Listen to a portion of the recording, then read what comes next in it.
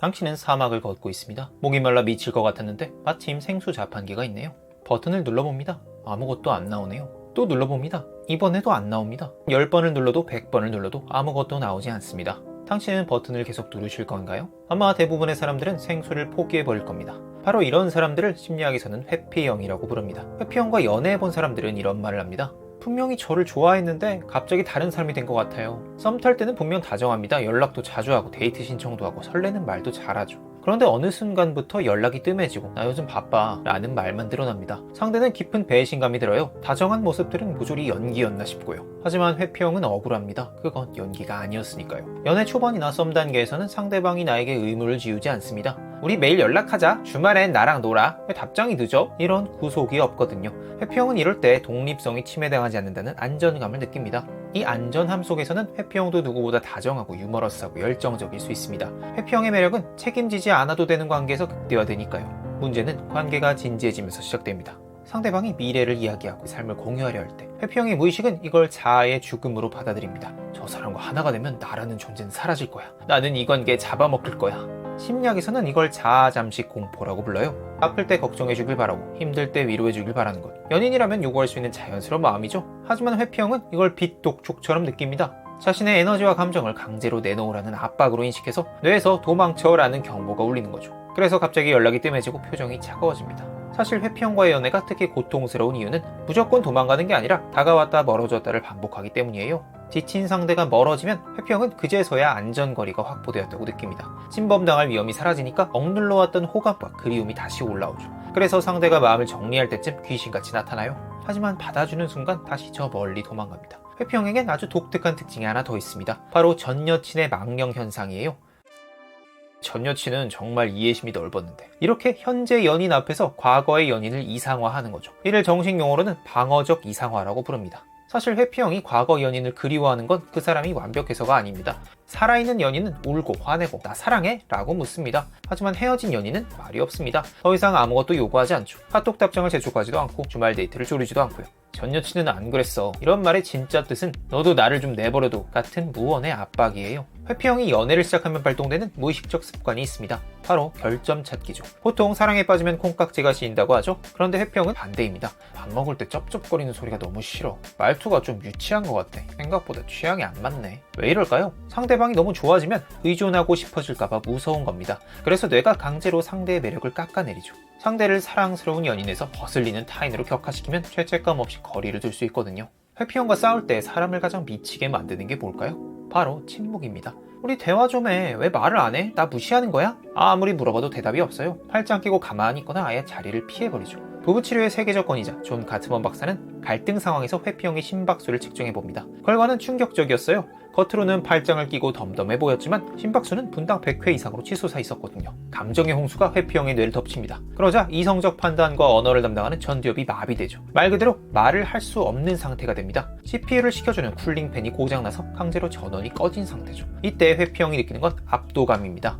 회피형은 어릴 때부터 감정을 표현했을 때 거절당하거나 무시당한 경험이 있어요. 그래서 위기 상황에서 아무것도 하지 않고 가만히 있는 게 가장 안전하다는 생존 법칙을 체득했습니다. 거북이를 생각해보세요. 파트너가 문을 두드리고 소리를 지를수록 거북이는 머리를 더 깊이 집어넣습니다. 나올 타이밍을 보는 게 아니에요. 이 폭풍이 지나갈 때까지 버티는 겁니다. 회피형이 자주 하는 말이 있죠. 감정적으로 굴지 말고 이성적으로 좀 생각해. 회피형이 이런 말을 하는 이유는 그들이 감정의 언어를 제대로 배운 적이 없기 때문입니다. 서운해, 비참해, 외로워 이런 단어들이 해석 불가능한 외국어처럼 들려요. 감정 그릇의 크기도 다릅니다. 불안형의 감정 그릇이 거대한 물통이라면 회피형의 감정 그릇은 작은 컵이죠. 파트너가 쏟아붓는 감정의 양을 담아낼 수가 없습니다. 컵이 넘치다 못해 깨져버릴 것 같은 공포를 느끼죠. 결국 회피형은 도망칩니다. 너가 싫어서가 아니라 그 감정을 감당하다가는 자아가 익사할 것 같아서요. 회피형에게 화를 내며 쏟아붓는 말들은 과부하 걸린 컴퓨터에 엔터키를 100번 누르는 것과 같습니다. 그래서 회피형의 침묵은 거절이 아니라 보장에 가깝습니다. 도대체 회피형은 왜 이렇게 된 걸까요?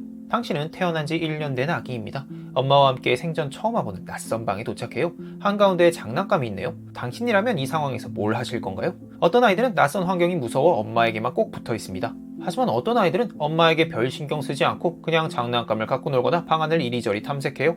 1970년대 심리학자 에인스워스는 이 실험의 다음 단계를 진행시킵니다. 엄마를 방에서 나가게 한 거죠. 엄마가 나가면 아이들은 어떻게 반응할까요? 대부분의 아이들은 울기 시작합니다. 당연한 결과죠. 세상에서 가장 의지하는 사람이 사라졌으니까요. 하지만 어떤 아이들은 그다지 힘들어 보이지도 않았고 심지어 울지도 않았습니다. 엄마가 다시 방에 돌아옵니다. 대부분의 아이들은 엄마에게 달려가 울고 매달리면서 자신의 감정을 표현했지만 어떤 아이들은 엄마가 오건 말건 그냥 무시했습니다. 엄마가 안아주려 하면 몸을 비틀며 피하기도 했죠. 연구자들은 이 아이들을 회피형이라고 불렀습니다. 처음엔 이렇게 생각했어요. 이 아이들은 원래 독립적인가 보다. 엄마랑 떨어져도 괜찮은 씩씩한 아이들이구나. 하지만 독일의 심리학자 그로스먼 교수는 충격적인 연구 결과를 발표합니다. 코르티솔은 스트레스를 받을 때 분비되는 호르몬인데요. 회피형 아이들의 심박수와 코르티솔 수치를 측정한 결과 회피형 아이들의 심박수는 엄마가 나간 순간부터 다시 만날 때까지 계속 높았고 코르티솔 수치도 불안형 아이들과 비슷한 수준으로 상승해 있었죠. 겉으로 보기에는 아무렇지도 않아 보였지만 울고불고 매달리는 불안형 아이들과 비슷한 수준의 스트레스를 겪고 있었던 겁니다. 한마디로 정말 괜찮아서가 아니라 괜찮은 척을 하고 있었던 거죠. 연구자들은 회피형 아이들의 가정을 관찰해봅니다. 이 아이들의 어머니들에게는 공통점이 있었어요. 아이의 고통에 상대적으로 늦게 반응하고 무관심하게 대했습니다. 아이와의 신체적 접촉을 불편해했고 감정 표현도 최소한으로만 했어요. 화를 내고 짜증을 내는 경우도 많았고요. 한마디로 냉담하게 아이를 대했습니다. 불안형 아이들의 자판기는 슬롯머신 같습니다. 버튼을 누르면 줄 때도 있고 안 줄 때도 있어요. 하지만 회피형 아이들의 자판기는 달랐습니다. 눌러봤자 나오는 게 없었죠. 배고프다고 해봤자 사랑을 주지 않고 냉담하게 대하니 그냥 달라고도 안 하게 되는 겁니다. 이 세상 믿을 사람 하나 없어. 차라리 내 힘으로 내가 알아서 해야지. 회피형의 자기 신뢰는 진짜 자신감에서 나온 게 아닙니다. 이 험한 세상을 어떻게든 혼자 살아남겠다는 하나의 선언에 가깝죠. 그래서 회피형은 독특한 감정 조절 방식을 사용합니다. 불안형이 감정을 키우는 과잉 활성화 전략을 쓴다면 회피형은 감정을 끄는 비활성화 전략을 씁니다. 보고 싶다는 생각이 들면 아니야 지금은 이래야 돼 이렇게 생각을 전환해버려요. 외롭다는 느낌이 올라오면 혼자가 편하지 뭐 이렇게 감정을 덮어버립니다. 더 흥미로운 건 해리 현상인데요. 회피형이 스트레스를 받으면 감정을 느끼는 뇌와 상황을 인지하는 뇌 사이 연결 회로가 일시적으로 차단됩니다. 그래서 회피형이 슬프지 않다고 말하는 건 거짓말이 아닐 수 있습니다. 실제로 슬픔을 느끼는 회로를 꺼버렸기 때문에 본인도 진짜로 못 느끼는 거죠. 문제는 그 억눌린 감정이 사라지는 게 아니라 몸으로 나타난다는 겁니다. 두통, 소화불량, 근육긴장, 만성 피로 등으로요. 회피형 어른에게 어린 시절 이야기를 물으면 이렇게 대답하는 경우가 많습니다. 저희 엄마요? 좋은 분이셨어요. 별로 힘든 기억은 없어요. 그냥 평범했어요. 그런데 구체적으로 어떤 좋은 추억이 있냐고 물으면 대답을 잘 못합니다. 그냥 선물을 잘 사주셨어요. 맛있는 거 해주셨어요. 정서적인 교류의 기억이 없습니다. 따뜻하게 안아줬던 기억, 힘들 때 위로해줬던 기억, 함께 웃었던 기억 이런 건 떠오르지 않는 겁니다. 왜 그럴까요? 내가 울어도 엄마가 오지 않았던 고통은 아기에게 죽음의 공포와 같습니다. 이 끔찍한 기억을 견디기 위해 뇌는 나쁜 기억들을 무의식 저편으로 유배시켜요. 유교, 불교, 도교와 서양 심리치료를 통합한 도정신치료의 이동식 박사는 이걸 핵심 감정이라고 부릅니다. 아이는 부모에게 사랑받고 싶습니다. 하지만 받지 못하니 화나 슬픔 같은 부정적 감정이 생겨요. 하지만 부모가 나를 버릴까봐 이런 감정을 표현하지 못하고 마음 깊숙한 곳에서 꽁꽁 얼어붙게 됩니다. 15년간 회피형으로 살았던 저도 마음속 얼음을 녹이고 싶었습니다. 그래서 얼어붙은 감정을 꺼내보는 감정일기, 누군가 나를 도와줬던 순간을 떠올리는 감사일기, 완벽하지 않아도 괜찮다고 말해주는 칭찬일기, 약한 나도 사랑받을 자격이 있다고 말해주는 자기자비일기 등을 매일같이 썼고 과학적 근거와 제 경험을 바탕으로 안정형 애착이 되기 위한 7가지 마음 습관을 한 권에 모은 다이어리를 만들게 되었습니다. 자세한 건 고정 댓글에서 확인해주세요. 회피형 아이들은 버림받을까봐 두려워서 감정 표현을 억제한다. 저는 오랫동안 이렇게 생각했습니다. 그러다 어느 날 문득 조금 다른 생각이 들었어요. 두려움 때문만이 아니라 사랑 때문일 수도 있지 않을까? 어쩌면 날 충분히 돌봐주지 못하는 부모가 안쓰럽고 못 믿어서 내가 기대면 부모가 더 힘들어할까봐 그 어린 나이에도 부모의 짐을 덜어주려 한 건 아닐까요? 부모를 귀찮게 하지 않고 기대지 않고 내가 알아서 내 할 일을 잘 해내는 모습이 어쩌면 부모를 편안하게 해주고 행복하게 해주는 거라고 생각한 건 아닐까요?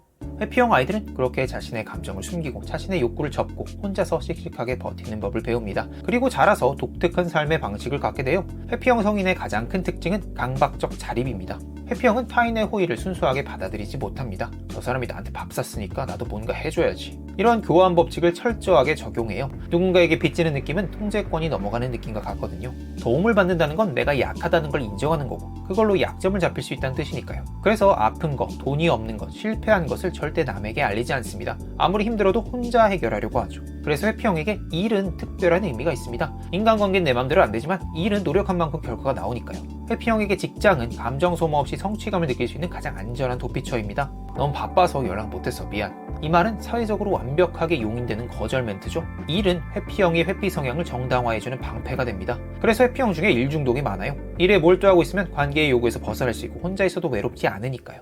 회피형에게 개인 공간은 성역입니다. 타인과 함께 있는 것 자체가 이들에겐 어느 정도의 연기를 수행하는 노동이니까요. 따라서 혼자 있는 시간은 단순한 휴식이 아니라 소진된 배터리를 충전하는 생존 활동입니다. 그렇다고 회피형이라고 사람을 안 만나는 건 아니에요. 많은 친구들과 어울리고 관계를 유지하지만 깊은 정서적 관계보다는 넓고 얇게 친해지려는 경향이 있습니다. 직장에서는 어려운 일이 생겨도 도움을 구하기보다 스스로 해결하려고 하기 때문에 묵묵히 일을 해내는 능력자로 인정받기도 해요.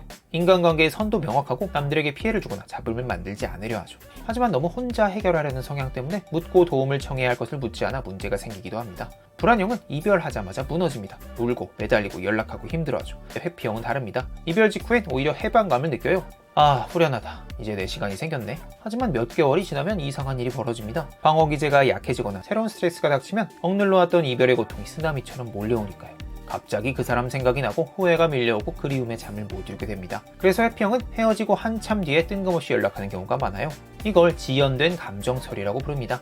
낯선 상황 실험에서 회피형 아이들의 스트레스 순이 높았던 것처럼 어른이 된 회피형도 마찬가지입니다. 겉으론 쿨해 보여도 억눌린 감정은 어딘가로 가야 하죠. 두통이 생기고 소화가 안 되고 근육이 뭉치고 만성 피로에 시달리게 됩니다. 그렇다고 회피형이 나쁜 건 아닙니다. 회피형의 장점도 많아요. 회피형은 스트레스와 감정에 대처할 때 인지적 재평가라는 전략을 사용합니다. 어떤 상황으로부터 감정적으로 거리를 두고 감정보다는 상황의 사실에 이성적으로 집중하는 방법이죠. 이 전략은 몰아치는 감정에 압도당할 위험을 줄여줍니다. 스트레스 상황에서 빠르게 회복하는 데 도움을 주고 감정으로 얼룩진 상황을 차분히 교통정리하는 데도 효과적이죠. 또 회피형은 스스로에게 잘 의존하기 때문에 친밀한 관계의 갈등이나 문제로 쉽사리 흔들리지 않습니다. 스스로의 필요를 자급자족할 수 있고 독립적이고 자율적이죠. 타인의 욕구와 목표를 따라가기보다는 자신이 원하는 목표에 더 집중할 수도 있고요. 2011년 이스라엘의 엔돌 교수는 사람들을 모아놓고 컴퓨터에서 독성 없는 연기가 나도록 하는 실험을 진행했습니다. 불안형 애착이 높은 집단은 연기를 가장 빨리 알아차렸어요. 하지만 회피형 애착이 높은 집단은 침착하게 위험에서 더 빨리 벗어났죠. 불안형이 작은 위험을 가장 먼저 감지하고 집단에 알린다면 회피형은 침착하고 신속하게 대응 방식을 떠올리고 실행할 수 있는 겁니다. 당신은 원신입니다. 맹수가 부족을 습격해요. 불안형 선조가 가장 먼저 알아차리고 소리칩니다. 위험해! 도망쳐! 사람들이 전부 패닉에 빠졌을 때 회피형 선조가 침착하게 말합니다. 저쪽 동굴로 가자. 내가 앞장설게. 한마디로 집단의 안정형만 있을 때보단 불안형과 회피형이 같이 있을 때 위협에 대한 탄력성이 증대된다는 거죠. 그럼 현대사회는요? 개인적인 관계보단 성과를 중요시하는 환경에서 감정에 덜 휘둘리며 좋은 성과를 낼 수 있습니다. 어린 시절 당신의 마음은 판단했습니다. 이 세상은 날 돌봐주지 않아. 그러니까 나는 스스로 강해져야 해. 아무에게도 약한 모습을 보이지 않아야 해. 하지만 이제는 다릅니다. 당신은 더 이상 혼자서 모든 걸 해내야 하는 아이가 아니에요. 도움을 요청해도 되고 약한 모습을 보여도 되고 때로는 누군가에게 기대도 되는 어른이 되었습니다. 그런데 마음속 어딘가에는 여전히 그 어린아이가 살고 있어요. 혼자서 꿋꿋이 버티고 힘들어도 힘든 티 안 내고 괜찮은 척 무표정한 아이가요. 그 아이에게 말해주세요. 이젠 괜찮아. 그렇게 혼자 버티지 않아도 돼. 도움받는 건 약한 게 아니야. 네 감정을 표현해도 사람들은 널 떠나지 않아. 어린 시절 당신은 받는 대신 주는 쪽을 선택했습니다. 기대지 않고 귀찮게 하지 않고 알아서 잘하는 모습으로 주변 사람들의 짐을 덜어주려 했어요. 평생 누군가를 지키느라 정작 자신은 지키지 못했죠. 진짜 용기는 더 강해지는 게 아닙니다. 혼자서 갈증을 참는 것도 아니에요. 다시 목마르다고 말하는 것, 그리고 누군가 건네는 물을 거절하지 않는 것. 그게 진짜 용기입니다. 다시 버튼을 눌러보셔도 괜찮습니다. 세상의 모든 자판기가 고장난 건 아니니까요. 오늘도 끝까지 들어주셔서 감사합니다.